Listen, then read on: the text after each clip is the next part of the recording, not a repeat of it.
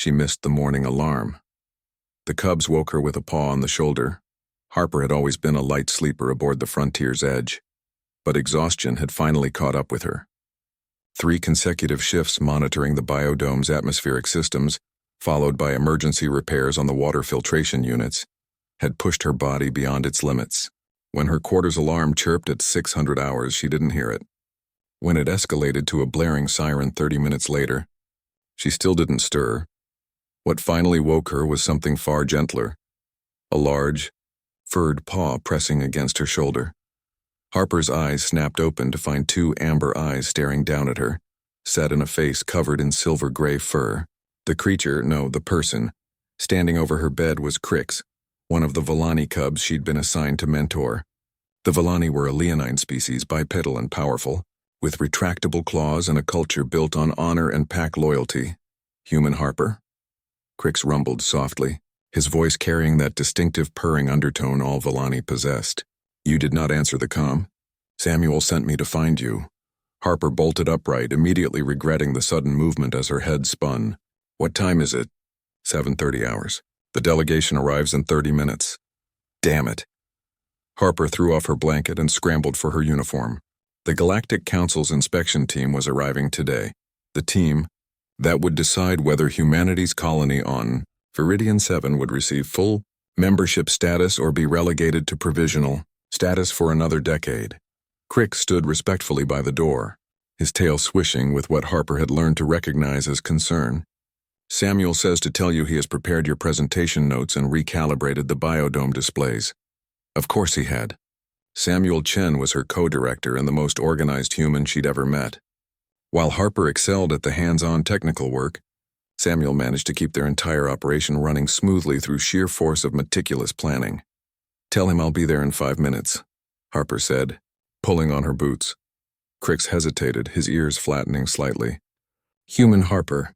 May I speak plainly? Always, Crix. The other species do not understand why humans push themselves so hard.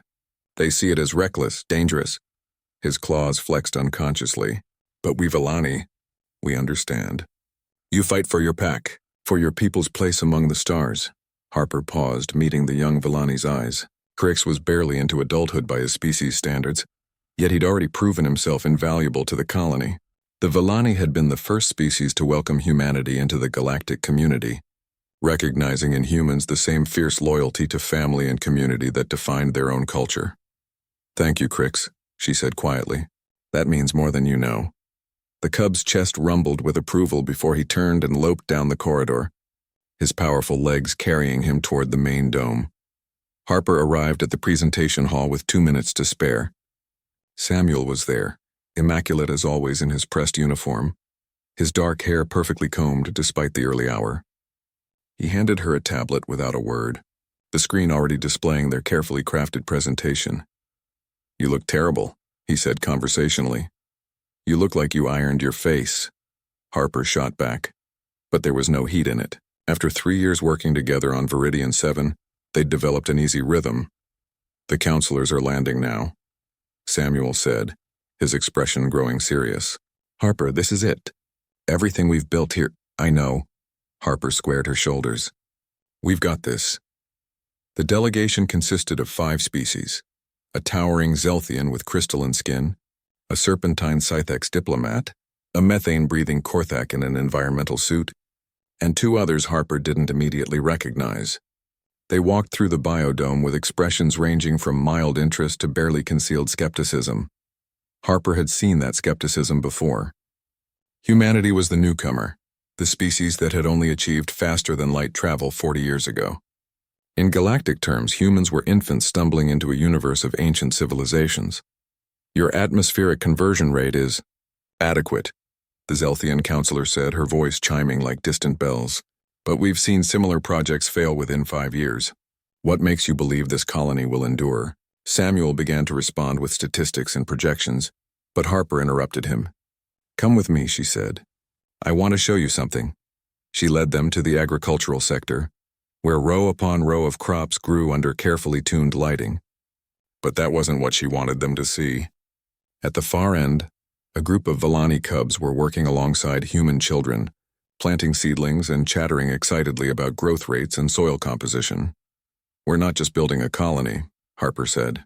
"We're building a community. The Villani were the first to believe in us, and now their families live here, work here, grow here alongside us." Crix looked up from his work and waved, his young face splitting into a fanged grin. "Humans are persistent," Samuel added, his voice steady. "We don't know when to quit. Some species see that as a flaw, but it's why we're here, why we'll still be here in 50 years, 100 years. The Scythex diplomat's forked tongue flickered. "Persistence without wisdom is merely stubbornness." "Maybe," Harper acknowledged. "But humans have something else too. We adapt, we learn. We exhaust ourselves trying because giving up isn't in our nature." She gestured to the thriving biodome around them. "This facility wasn't built by human ingenuity alone.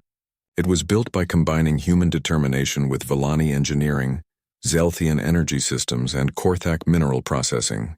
We don't just persist. We bring people together." The counselors exchanged glances, their various forms of nonverbal communication, too subtle for Harper to fully interpret. That evening, after the delegation had departed, Harper found herself back in her quarters, staring at her bunk. Samuel knocked on her doorframe. "They approved us," he said simply. "Full membership." The Villani delegation apparently gave a rather impassioned speech about humanity's unwavering pack loyalty and refusal to abandon what they build. Harper felt something tight in her chest loosen. "We did it." "You did it," Samuel corrected. "That speech about community? That was all you." Harper shook her head. "No, we all did it. Even Crix waking me up with a paw on my shoulder when I needed it most." Samuel smiled, a rare, genuine expression. "Get some rest, Harper. Real rest this time. Tomorrow we celebrate with the whole colony." As Samuel left, Harper lay back on her bunk, finally allowing herself to feel the weight of exhaustion and triumph. Above her, through the transparent dome ceiling, alien stars glittered in an unfamiliar sky.